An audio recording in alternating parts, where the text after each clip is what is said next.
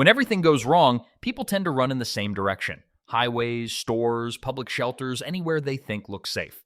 But here's the uncomfortable truth. The safest places during a real collapse are almost never the ones everyone rushes toward. So let me ask you this. If the grid failed tonight, would you actually know where to go? Not the obvious spots, not the places the government puts on a brochure. I'm talking about the kinds of locations designed to stay intact, stay quiet, and stay ignored when everything above ground turns chaotic. Today, we're breaking down 11 types of places that stay safe when SHTF, places most people overlook, and places you won't hear about on TV. These aren't fantasy bunkers or survival myths. Every location on this list is based on real engineering, real design, or real geography. They don't rely on luck. They rely on the same principles that keep infrastructure running, workers protected, and remote stations operating under extreme conditions. And while crowds will pour into the open, exposed, dangerous parts of your city, you're going to know where to find the spots that stay standing, stay hidden, and stay defensible. Let's get into the list. You're about to learn where people won't be looking when SHTF and where you should. Number 1, underground parking levels. If you've ever driven into a multi-level parking structure, you already know how massive these things feel. But what most people don't realize is this. The lower you go, the stronger the engineering becomes. These structures aren't built for aesthetics or comfort. They're built to hold up thousands of tons of reinforced concrete, vehicles, and in many cases, the full weight of a high-rise sitting on top of them. That means thick columns, heavy sheer walls, reinforced ceilings, and some of the toughest civil engineering you'll find in any civilian building. When SHTF, whether it's severe storms, structural collapse in surrounding buildings, riots, or mass panic, these underground levels tend to stay intact simply because their design demands durability. Another advantage? Multiple exits. Parking structures rarely have a single entry point. They usually have ramps, stairwells, service corridors, and sometimes maintenance hatches connecting to utility rooms. In a crisis, being able to move or escape without funneling into a single choke point is crucial, and underground garages naturally provide alternatives. Then you have visibility, or rather, the lack of it. These places aren't brightly lit, and they're not inviting. People don't want to stay down there during normal days, let alone during a disaster. When everyone else moves toward open spaces or well-known landmarks, the lower parking levels become ghost quiet. That's exactly what makes them an advantage. No foot traffic, no attention, no competition. Security is the other major factor. The lower levels often have fewer access points, and those access points are typically narrow, perfect for controlling who comes in or out. A single barricade, disabled vehicle, or locked offset gate can fully isolate an entire floor. Add to that the fact that concrete muffles sound, and you get a location that naturally limits noise travel and visibility. Ventilation systems in these structures are also robust. They're built to handle car exhaust, meaning large fans, vent shafts, and airflow channels keep the air moving even when power is uncertain. And although not luxurious, these environments stay relatively stable in temperature, cool in extreme heat, insulated in the cold. So while everyone rushes toward open lots, high-ground parks, or panic-packed stores, the deeper underground levels sit untouched. They're not glamorous, but in a real collapse, strength, obscurity, and controllability matter far more than comfort. Number 2, industrial utility annexes. These are the places the public never pays attention to. The small side buildings attached to factories, distribution hubs, food processing plants, water treatment facilities, lumber mills, or large commercial warehouses. They look like nothing from the outside. A small box, a door, maybe a vent or two. But what they are is hardened space, built for workers who maintain critical systems.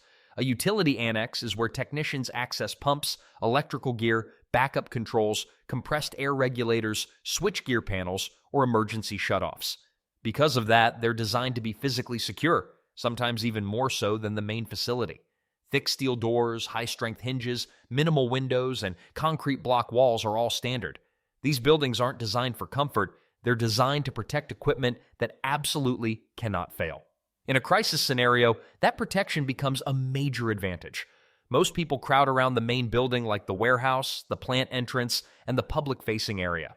They don't even register the smaller annex sitting off to the side, often partially hidden behind piping or service yards. That anonymity alone turns these spaces into natural shelters. Inside, you'll often find tools, maintenance gear, electrical panels, lighting, sometimes even backup battery systems or emergency power cutoffs. They're not stocked with food, but they do provide one thing that's priceless: when SHTF, infrastructure access, and hard shelter. Many annexes sit away from the main entrances, meaning they have fewer approach angles and are easier to guard. Their internal rooms are compact, reinforced, and usually have only one or two doors, perfect for securing or barricading if needed. They're also temperature stable. Industrial buildings generate heat, and annexes are built to handle it. Thick walls, insulated enclosures, and limited exposure keep conditions manageable even when external temperatures spike. But the best part? Nobody goes to these places. In a disaster, crowds avoid industrial areas altogether, and even those who do enter usually head straight for the main structure. An annex barely registers as a structure worth checking. So when you're looking for somewhere that's quiet, sturdy, and forgotten, these industrial utility side buildings stand out. They're built for resilience, built for safety, and built to keep working no matter what happens above ground, which is exactly what you want when everything else breaks down. Number 3, natural cave systems. Caves have been humanity's fallback shelter since long before there were cities, governments, or emergency management plans. The reason they still matter in a modern SHTF scenario comes down to 3 things: stability, concealment, and control of access, qualities that no man-made building can fully replicate. Most natural cave systems maintain remarkably stable internal temperatures. Whether the outside world is boiling hot, freezing cold, or dealing with wildfire smoke, caves sit at a consistent baseline dictated by the earth around them. This makes them extremely dependable when you don't know how long you'll need protection. There's no insulation to fail, no power grid to collapse, no structural material that can burn. The geology itself is the safety system. Caves also provide natural cover. From the outside, many entrances blend seamlessly into rocky outcrops, forest walls, riverbeds, or ridgelines. In a crisis where avoiding detection is often more important than anything else, a cave's low visibility becomes a major advantage. People tend to gravitate toward open spaces, visible buildings, or obvious shelters. Very few think to look for cave mouths hidden behind brush or set into slopes. Access control is another major benefit. A single narrow entrance gives you the ability to manage who approaches and who doesn't. Unlike a house or bunker with multiple entry points, a cave often has just 1 or 2 ways in, and those paths are usually tight, uneven, and slow to traverse. Exactly what you want if you need time to react. Even medium-sized cave systems tend to funnel movement naturally, turning the terrain itself into a defensive tool. Inside, the sound dampening is extremely high. Voices, movement, and tools don't broadcast into open air the way they do in a structure. That alone makes caves valuable for anyone trying to stay hidden while still being able to talk, plan, on, or move around. Of course, caves aren't turnkey shelters. You need lighting, a way to handle moisture or condensation, and awareness of wildlife or unstable rock. But with simple gear like lanterns, breathable layers, clean water, and a designated sleeping area, a cave becomes one of the few places that remains just as functional on day 1 as it is on day 30. In a world where everything above ground can be seen, heard, or overrun, caves offer exactly the opposite: quiet, stability, and invisibility. They're nature's original safe rooms, and when SHTF, that makes them one of the most dependable options you can disappear into. Number 4, high-elevation watch stations. High-elevation watch stations weren't built for beauty or tourism. They were built for survival against the harshest conditions and for maintaining visibility over huge stretches of terrain. That design philosophy makes them surprisingly reliable during disaster scenarios where you need early warning, distance from chaos, and structures that won't fail under stress. These stations are often perched on ridges, mountaintops, or long forested high points. Their entire purpose is to withstand wind, storms, lightning, snow load, and isolation. They're reinforced from the ground up. Thick posts, steel brackets, anchored frames, and compact floor plans that keep weight centered and stable. Many have shutters, storm doors, and elevated platforms that prevent wildlife or intruders from getting too close without being noticed. But the main advantage is visibility. From a high-elevation lookout, you can see threats long before they see you, whether that's masses of people moving through valleys, vehicles on approach roads, or weather fronts closing in. When SHTF, Having eyes on the landscape is a strategic edge almost no ground-level building can offer. Distance is another built-in benefit. Most watch stations sit well outside population centers. The hike or access road required to reach them automatically filters out crowds and opportunists. People tend to move horizontally towards cities, stores, and services, not vertically uphill. That natural barrier dramatically reduces the chances of unplanned encounters. Inside these stations, the layout is simple. A compact shelter designed for 1 to 3 people, usually with 360-degree windows, strong flooring, and basic work surfaces. They're not furnished for comfort, but they're structurally reliable and easy to secure. Many have external stairways that can be blocked or removed, giving you a controlled entry point. Another underrated benefit is radio clarity. Elevation boosts signal reach, making these stations ideal for maintaining communication or monitoring channels when everything else goes dark. Their biggest strength is the combination of remoteness plus elevation plus durability. Even if events unfold rapidly at ground level like riots, blackouts, mass movement, high elevation stations stay untouched simply because reaching them requires effort. And effort is something panicked crowds avoid. So while cities choke and highways freeze, a mountaintop lookout holds firm. It's quiet, it's hardened, and it gives you information. The kind of information that keeps you ahead while everyone else is reacting blind. Number 5, subterranean strongholds. When it comes to safety, nothing beats going beneath the surface. Deep underground structures, whether utility tunnels, storm shelters, or reinforced basements, provide a level of protection modern homes simply cannot match. These spaces were often designed to handle external forces, explosions, floods, or extreme weather. Concrete walls several feet thick, steel reinforcements, and multiple access points make them resilient against collapse and intrusion alike. Subterranean strongholds are also naturally quiet. Sounds from the surface are muffled, providing an almost stealth-like advantage. Even if chaos erupts above ground, you can remain largely undetected. Access points, though limited, can be fortified with gates, reinforced doors, or blockades. The combination of heavy material and concealment makes any deep underground structure one of the safest places to weather extended emergencies. Utility tunnels, originally constructed to carry water, power, or communication lines, are especially useful. They were built to last decades, often decades longer than the buildings above them. These tunnels are narrow, which means that any intrusion is easily monitored or blocked. Similarly, old storm shelters, whether private bunkers or municipal constructions, were made to survive worst-case scenarios, often including reinforced ceilings, ventilation, and emergency supplies. Even a hardened basement attached to an existing building can serve as a stronghold. The key is depth, material, and isolation from windows or weak entry points. Unlike traditional homes or above-ground structures, these subterranean spaces benefit from consistent internal temperatures, protecting inhabitants from extreme heat or cold while providing a secure base. Subterranean strongholds are not without challenges, of course. Ventilation, lighting, and emergency egress must be considered. But when properly prepared, they offer a combination of protection, concealment, and durability that few other locations can match.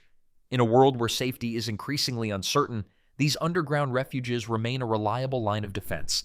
They are silent, sturdy, and often overlooked by those seeking shelter. Number 6, forested river islands. There's something interesting about water. It naturally breaks up territory. And when you find a forested river island, even a small one, you suddenly have a built-in barrier that most people won't bother crossing. In a real crisis, that water turns into a major advantage. It cuts down casual foot traffic almost completely and funnels anyone who does try to reach you into one predictable approach. One direction to watch, one path to secure, and far less guesswork about who might be coming your way. The isolation these islands offer isn't just physical, it's mental too. Being surrounded by water removes a lot of the background noise and random activity you'd get on the mainland. You don't get people wandering in by accident. You don't get surprise visitors popping out of the tree line. The water forces everyone, friend or threat, to make a very clear decision before getting anywhere near your spot. And that gives you time to react, prepare, or simply stay hidden. Then there's the cover you get from the forest itself. Trees, brush, fallen logs, all of it breaks up visibility. Someone on the shore can't get a clean look at what you're doing. Drones and aircraft have a harder time spotting movement through the canopy.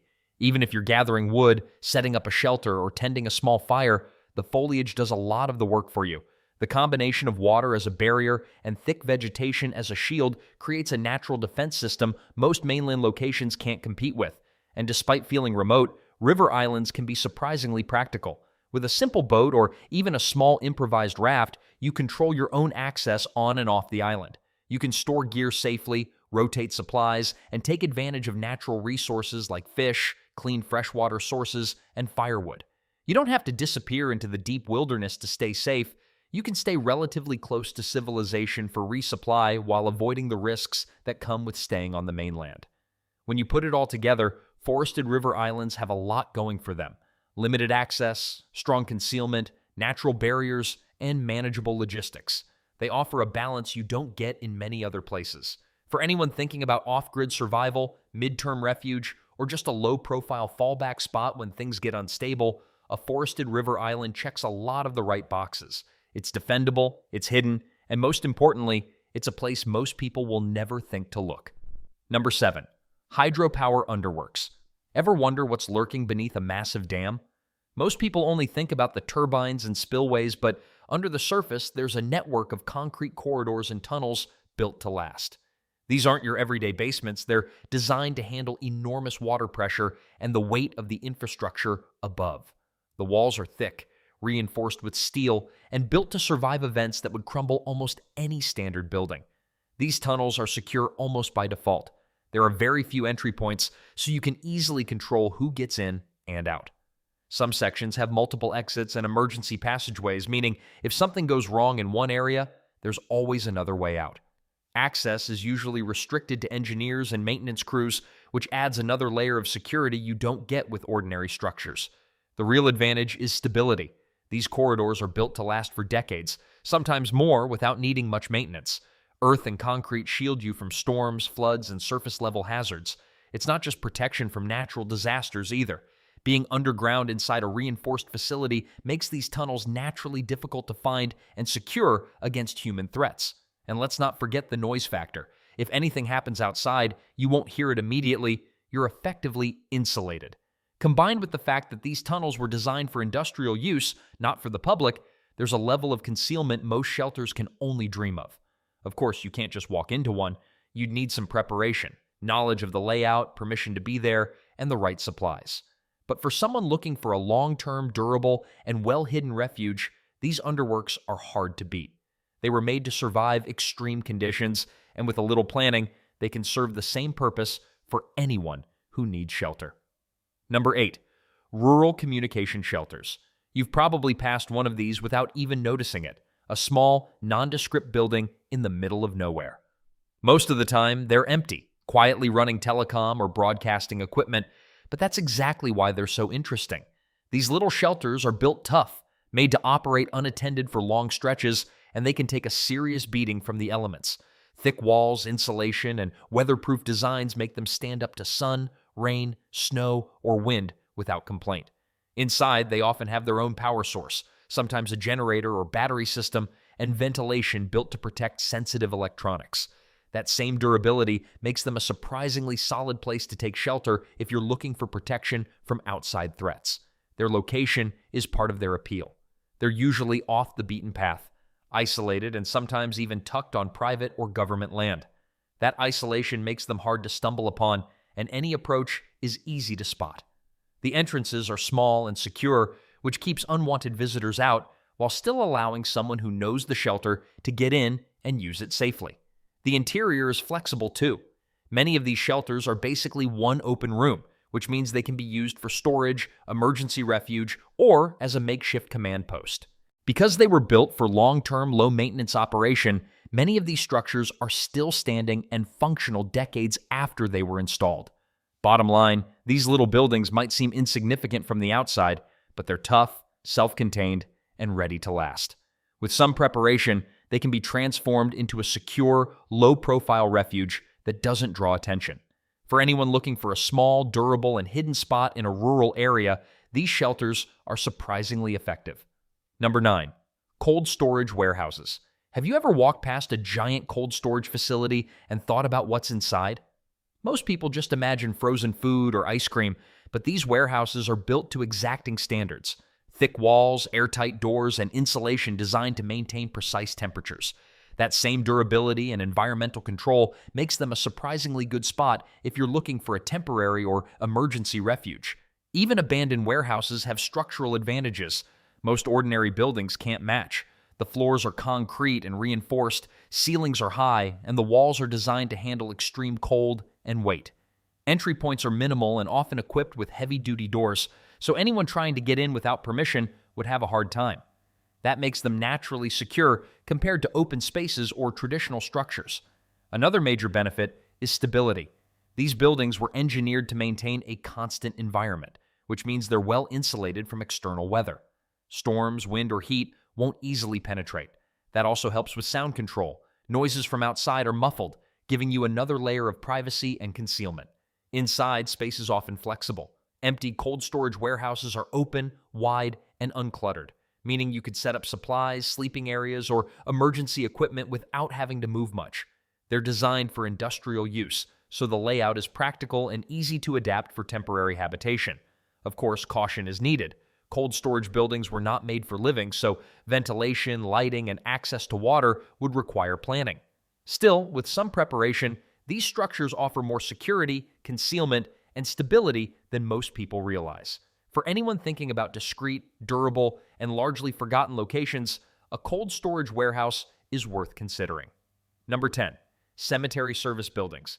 Cemeteries aren't just quiet spaces, they often hide small, surprisingly robust structures that nobody pays attention to. Service buildings, maintenance sheds, or workshops are tucked away, low traffic, and designed for utility, not aesthetics. That makes them naturally overlooked, which is a huge advantage if you're looking for concealment or a low-profile refuge. These buildings are usually small but solid. Concrete floors, metal doors, and reinforced frames are common since they were built to store tools, machinery, or maintenance supplies. They're rarely visited, except by staff, which means any activity inside is unlikely to attract attention. The surroundings are predictable too. Lawns, headstones, and walkways make it easy to spot approaching visitors or intruders. One of the key benefits is simplicity. Unlike complicated or high-security sites, these sheds don't need electricity or advanced systems to remain functional. They were designed to last with minimal maintenance, meaning many are still in good condition decades after being built. That reliability makes them a practical choice for temporary use or short-term shelter. Location is another advantage. Cemeteries are generally in urban or suburban areas, close enough to roads or communities for access, but still secluded enough to avoid casual discovery. The combination of low visibility, durable construction, and predictable environment makes these small buildings an underrated option for anyone thinking about safety and concealment without attracting attention. While they won't offer the extreme security of a reinforced underground bunker or industrial facility, cemetery service buildings are easy to reach, easy to monitor, and remarkably forgiving in terms of concealment. For someone who values discretion, minimal disruption, and structural integrity, they can be surprisingly effective. Number 11. Offshore platforms. Imagine a structure surrounded by miles of water like a retired oil rig, an unmanned maritime platform, or a decommissioned drilling station. These places are naturally isolated, cutting off casual intruders and providing a level of security almost impossible to replicate on land. Approaching one requires effort, usually a boat or helicopter, and that alone discourages anyone seeking easy access. The surrounding water acts as a natural moat, keeping threats at a distance and giving anyone inside time to assess situations before they become dangerous. Even old platforms are structurally strong. They were built to withstand storms, high winds, and heavy loads, with reinforced metal frameworks and sturdy decking. Platforms often include multiple compartments or sections where equipment, fuel, and supplies were stored. That same design can be repurposed for shelter, storage, or temporary refuge, offering both protection and flexibility in use. The self-contained nature of these structures means they provide safety from many threats you'd face on land, whether from panic, crowds, or opportunistic looters. While living on an offshore platform would require preparation such as securing fresh water, food, and energy sources, even in the short term, these structures can be incredibly valuable. They allow you to regroup, observe, and plan without being immediately exposed to chaos. Their remoteness makes them ideal for anyone prioritizing isolation, security, and the ability to monitor their surroundings. The platform's elevated decks also provide visibility over the water, giving early warning if anyone approaches. Because these platforms are not in public use, they're largely overlooked. Most people think of survival in terms of basements, rural cabins, or wilderness shelters.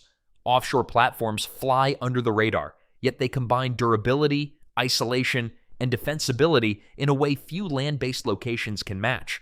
For short-term survival, temporary refuge, or as a staging point in a crisis, these structures offer unique advantages: extreme isolation, structural integrity, and natural barriers that can't be easily overcome.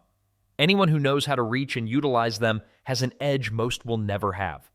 When the world goes chaotic, most rush toward crowds and noise. The locations we've explored today are the opposite: hidden, secure, and often overlooked. Now it's your turn to tell us, which type of refuge would you trust most if everything went dark? Underground, isolated, elevated, or natural barriers like caves and islands? Share your choice in the comments. I read every one. And if you want more realistic survival strategies the government won't teach, hit subscribe.